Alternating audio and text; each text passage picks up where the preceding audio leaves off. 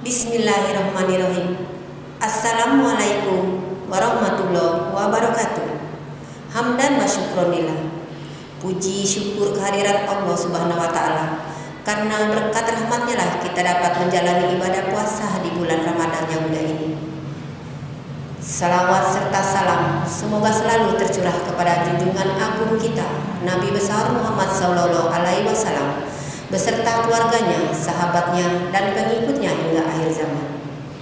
Sahabat ACR yang dimuliakan oleh Allah Subhanahu wa Ta'ala, hari ini saya akan menyampaikan kisah Sayyidah Hafsah. Kisah Sayyidah Hafsah binti Umar sebagai istri Nabi Muhammad Sallallahu Alaihi Wasallam dan juga putri sahabat beliau Umar bin Khattab. Kisah ini berawal dari Rasulullah menikahinya pada bulan Sya'ban tahun ketiga Hijriah. Saat itu umur Sayyidah Hafsah menginjak 21 tahun. Dia adalah janda dari Kunais bin Hudzafa As-Sahmi.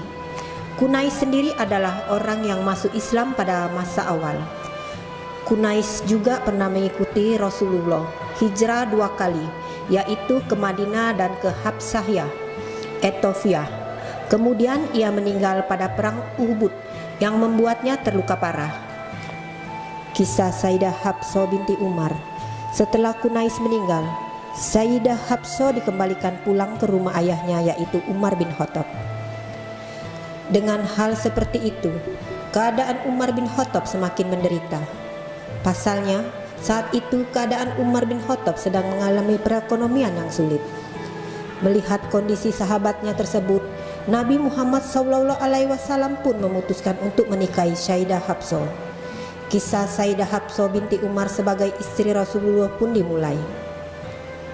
Nabi Muhammad SAW menikahi Sayyidah Hafsah.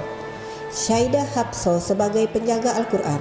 Kisah Sayyidah Hafsah binti Umar adalah wanita yang dikenal sebagai seorang yang pandai dalam membaca Al-Quran dan juga menulis. Hal itu merupakan satu kelebihan yang jarang dimiliki oleh seseorang pada zaman itu. Oleh karena itu, Hafsah ditetapkan oleh Allah Subhanahu wa Ta'ala sebagai penulis yang pertama dan satu-satunya dari naskah Al-Quran yang diawasi oleh Rasulullah Sallallahu Alaihi Wasallam. Dengan dasar itulah Sayyidah Hafsah memiliki gelar penjaga Al-Quran.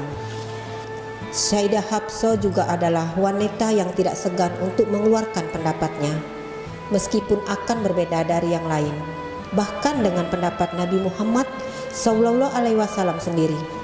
Pernah suatu ketika, seperti yang diriwayatkan, Sayyidah Hafsah tidak sependapat dengan Rasulullah tentang para sahabat yang sebagai pengikut perjanjian Hudaibiyah tidak akan masuk neraka.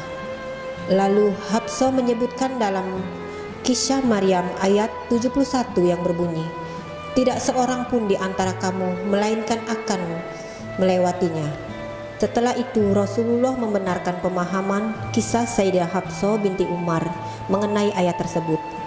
Beliau kemudian membacakan ayat berikutnya yang berbunyi, "Lalu kami akan menyelamatkan orang yang bertakwa serta membiarkan orang zalim di dalam neraka dalam kondisi berlutut."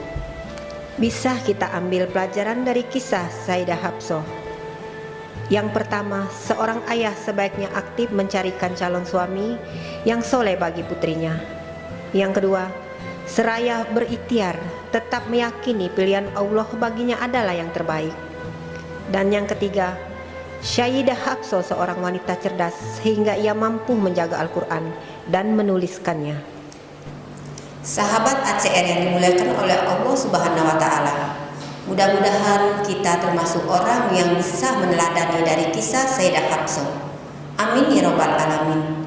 Billahi nasta'in. Wassalamualaikum warahmatullahi wabarakatuh.